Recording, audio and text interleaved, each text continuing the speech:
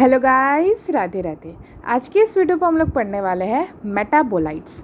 Metabolites क्या होते हैं, मेटाबॉलिक रिएक्शंस क्या होते हैं, ये सारी चीज़ें आज हम लोग इस वीडियो में कवर करने वाले हैं। बेसिकली मेटाबोलाइट्स जो रहते हैं, जो मेटाबॉलिज्म जिसके अंदर टेक्स प्लेस होता है, जो उसका प्रोडक्ट होता है, उन्हीं सारी चीज़ों को जो प्रोसेस होता है रिएक्शंस, उसको मेटाबॉलिज्म बोलते हैं। और जो भी चीज़ें उसमें प्रेजेंट होती है या जो उससे प्रोडक्ट बनता है, उन चीज़ों को हम लोग मेटाबोलाइट्स कहते हैं। ठीक है, उनके प्रोडक्ट्स को मेटाबोलाइट्स कहते हैं। तो basically metabolic reactions, as a general question I am asking to you, होता क्या है?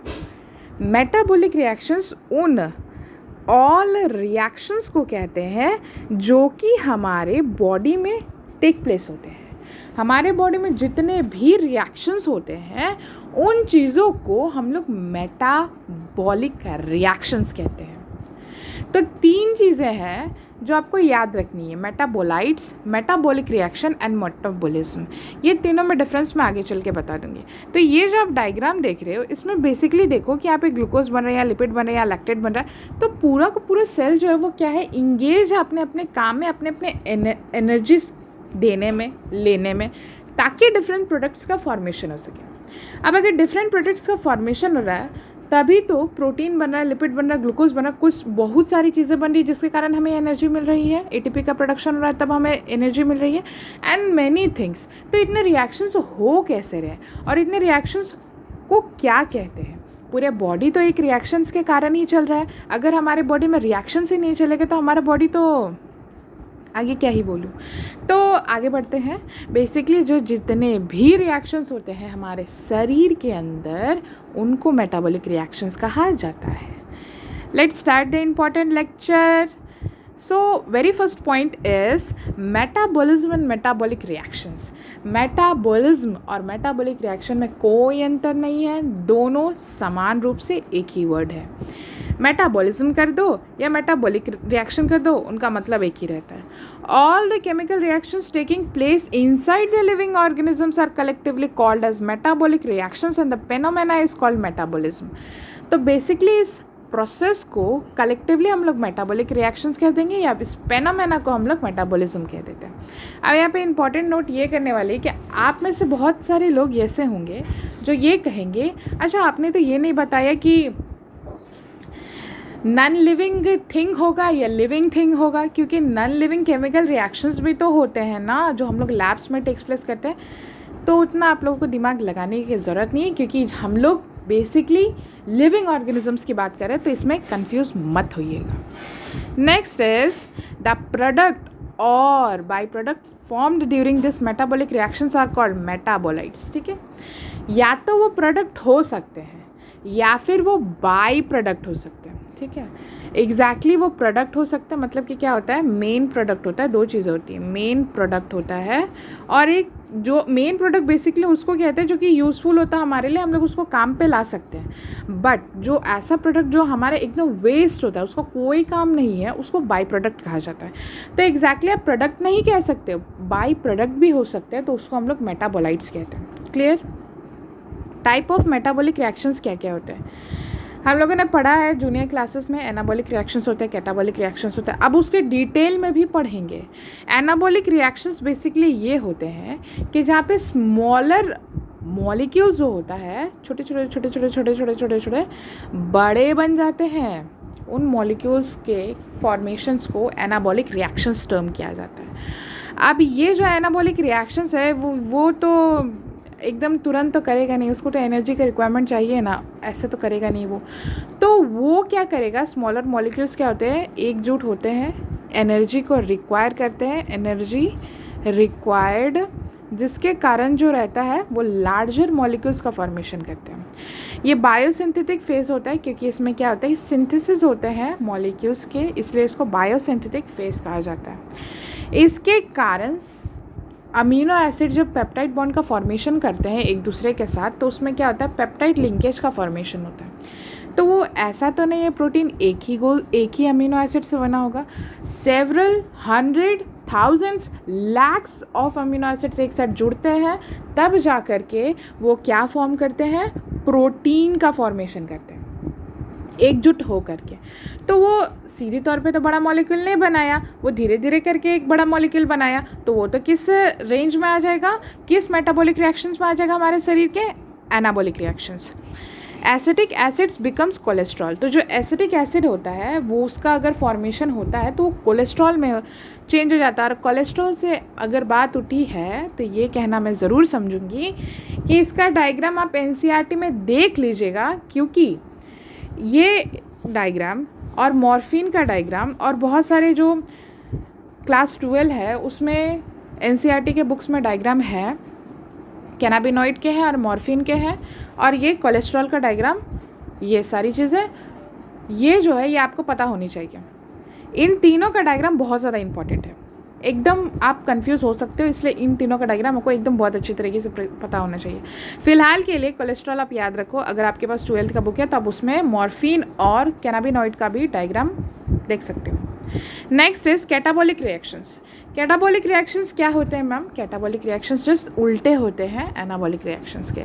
कैटाबॉलिक रिएक्शंस उन्हें कहते हैं जहाँ पे एनाबॉलिक में हम लोग क्या पढ़े थे, छोटी चीज़ें बड़ी बन रही, अब कैटाबॉलिक में क्या होगे कि बड़ी चीज़ें तो छोटी होंगी ना, तो breaks the larger molecules and convert into the smaller molecules. Basically यहाँ मॉलिकुलर नहीं होगा, मॉलिक्यूल्स होता है।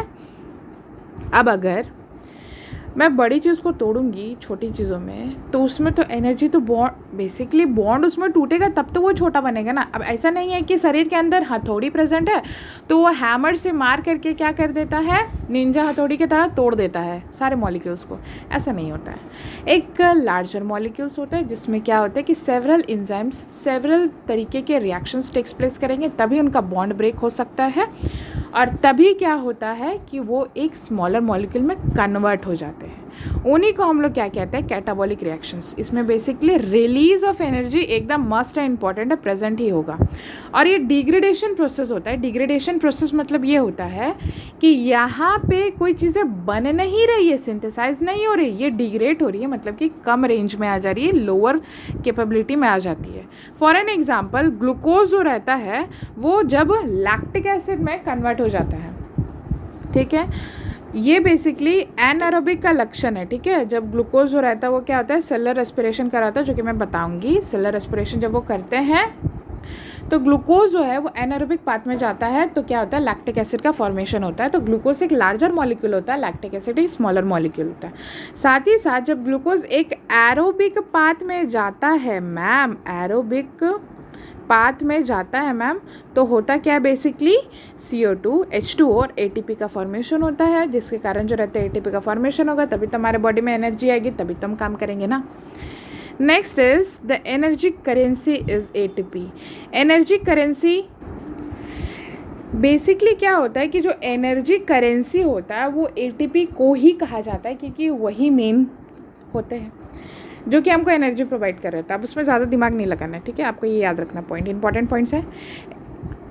ये जो H2CO3 होता है, ये जो कंपाउंड है, ये जो रहता है, इसका रिएक्शन जो होता है वो मैं बताना चाहूँगी। This is the compound which is formed by the reactions of CO2 and H2O by using carbonic anhydrase. ये जो रिएक्शन है इसमें जो बना वो चीज़ें तो आपको याद ही रखनी है, लेकिन उससे भी ज़्यादा इम्पॉर्टेंट ये है कि क्या चीज़ से ये, किस तरीके से ये बना है, carbonic anhydrase which is the fastest enzyme known, which is the fastest enzyme known right now.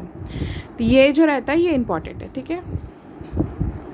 Living state जो होते हैं, ये एनसीईआरटी में एक इम्पॉर्टेंट पॉइंट है, इसको एकदम याद ही रखना है।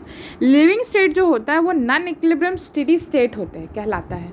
नॉन इक्विलिब्रियम का मतलब ये होता है, अब यहाँ पे दो चीज़ें हैं, ठीक है। नॉन इक्विलिब्रियम का मतलब वो चीज़ें जो इक्विलिब्रियम में प्रेजेंट नहीं है, वो चीज़ें जो क्या है कि एकदम बैलेंस्ड सिचुएशंस में प्रेजेंट नहीं है, ठीक है, लेकिन उसके जस्ट आगे पढ़ोगे तो उसको स्टेडी स्टेट कहा गया है। स्टेडी स्टेट मतलब क्या होता है, एकदम रुका हुआ और उसमें कोई भी हरकत नहीं प्रेजेंट है, तो वो नॉन इक्विलिब्रियम है, मतलब एकदम अजीब टाइप छितराया, उसमें कोई भी चीज़ें इक्विलिब्रियम में नहीं है, और उसमें स्टेडी स्टेट भी आप बोल दे रहे हो। इसका ये मतलब होता है कि ये दो चीज़ें हैं ना, ये अलग अलग है, ठीक है। इनका मतलब ये है, जो नॉन इक्विलिब्रियम का मतलब होता है कि वो जो बॉडी है उसमें क्या है, सेवरल मेटाबॉलिक रिएक्शंस अंडरगो करती है, ठीक है, सेवरल मेटाबॉलिक रिएक्शंस अंडरगो करती है, इसलिए इसको क्या कहा गया, नॉन इक्विलिब्रियम, मतलब आपका बॉडी इक्विलिब्रियम में नहीं है। जब इक्विलिब्रियम में आएगा ना तो आपको पता भी नहीं चलेगा। फिलहाल आगे बढ़ते हैं। जो स्टेडी स्टेट होता है वो इसलिए कहते हैं स्टेडी स्टेट क्योंकि इसमें सारे मेटाबॉलिक रिएक्शंस एक स्टेडी मैनर में चल रहे हैं, ऑर्गेनाइज्ड मैनर में चल रहे हैं, उसमें कोई भी गड़बड़ी प्रेजेंट नहीं है, इसलिए आप अनडिजीज्ड कहला रहे। Unless and until if your body is non-steady, then you will be stated as a diseased person, आपको एक डिजीज हो जाएगा। नेक्स्ट इज रिएक्शंस जो रहता है, जो मेटाबॉलिक बहुत सारे रिएक्शन जो होते हैं वो कन्वर्टेबल होते हैं, इनकन्वर्टेबल कुछ ही रिएक्शंस होते हैं। अब उनको कौन पढ़ेगा, माइनॉरिटी का, हम लोग तो मेजोरिटी पे ध्यान देते हैं। Metabolic reactions is not an isolated process, it is linked process. Metabolic reaction जो रहता है वो क्या होता है, आइसोलेटेड प्रोसेस नहीं होता है, वो अकेले कुछ काम नहीं करेगा, वो बहुत सारे मॉलिक्यूल्स को अपने इंटरेक्शंस में रखता है, जिसके कारण वो एक आइसोलेटेड प्रोसेस ना बने, वो सभी के साथ मिलजुल करके चले। Next is primary metabolites. अब प्रोडक्ट्स की और बाई प्रोडक्ट्स की बात करेंगे, इसमें आपको अंतर पता चल जाएगा। प्राइमरी मेटाबोलाइट्स उन्हें कहते हैं। अब प्राइमरी और सेकेंडरी मत समझिएगा कि प्राइमरी जो है वो पहले बना होगा, सेकेंडरी बाद में उसके बन गया, नहीं, ऐसा नहीं है।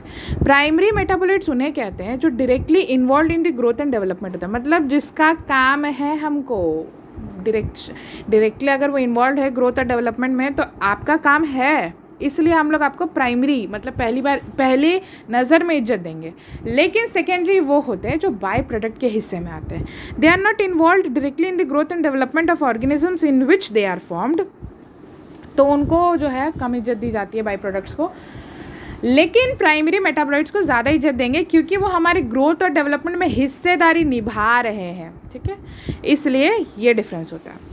फॉर एन एग्जाम्पल, सेकेंडरी की अगर हम लोग बात करेंगे तो प्लांट से जो हम लोग का रबर कंज्यूम होता है वो जो है वो हम लोगों के लिए एक बाई प्रोडक्ट की तरह यूज़ करते हैं। कौन सा, वो हमारे ग्रोथ एंड डेवलपमेंट में इंडल्ज होता है।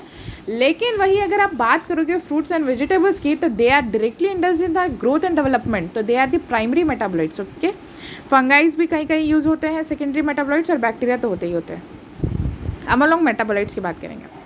पिगमेंट्स, कैरोटिनॉइड्स एंड एंथोकाइनिन्स, एकदम ये जो हूबहू है एकदम रटना ही रटना है, इससे में कोई ऑप्शन नहीं है। एल्कनॉइड्स में आते हैं मॉर्फिन और कोडाइन। मॉर्फिन जो होता है वो क्या होता है, एक तरीके के ड्रग्स की तरह लिया जाता है। एल्कनॉइड्स के अंदर आते हैं वो टर्पिनॉइड्स, ये इजी है क्योंकि आप टर्पिनॉइड्स अगर रहेगा मैच द फॉलोइंग में तो मोनोटर्पिन्स, डाइटर्पिन्स, टेट्राटर्पिन्स ऐसे करके आप मैच कर सकते हो। एसेंशियल ऑयल इंपॉर्टेंट है, that is lemon oil and grass oil. Toxin, abrin and ricin आते हैं। लैक्टिन्स, कैनावलिन ए आता है। और ड्रग्स में विनब्लास्टिन एंड कर्क्यूमिन आते हैं। पॉलीमॉर्फिक सब्सटेंसेस में रबर, गम्स एंड सेलुलोज आते हैं। पॉलीमॉर्फिक सब्सटेंसेस जो कि क्या होता है कि लार्ज अमाउंट में प्रेजेंट होता है, जो कि एक चीज़ें नहीं प्रेजेंट करता है, लार्ज मात्रा में प्रेजेंट रहता है। पॉलीमॉर्फिक सब्सटेंसेस बेसिकली उनको कहते हैं। So this is all for the metabolites, metabolism, metabolic reactions. Hope so आप सबको बहुत अच्छे तरीके से समझ आएगा। Thank you.